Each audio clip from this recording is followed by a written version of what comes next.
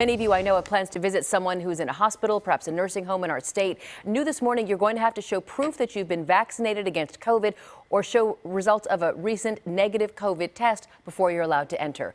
Let's bring in KTVU's Elissa Harrington. You're live at John Muir Medical Center there in Walnut Creek. This is part of a new state rule that goes into effect today.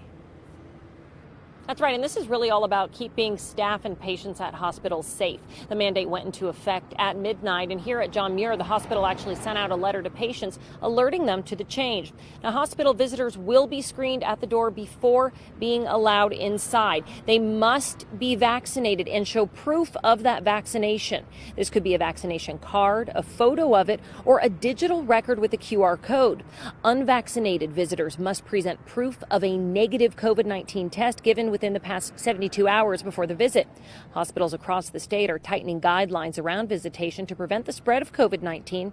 Dr. Peter Chin Hong at UCSF told me he welcomes these changes. He said the rules are for bedside visitors, but also custodial staff, food vendors, and really anybody who enters the hospital. It's important to protect vulnerable patients and staff, especially with COVID cases on the rise and major concerns about the Delta variant.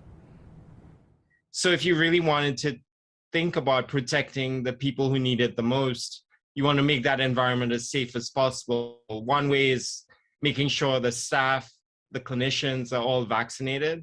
But the second layer, just as important, is making sure that people coming in and out are also vaccinated or free of COVID at the time.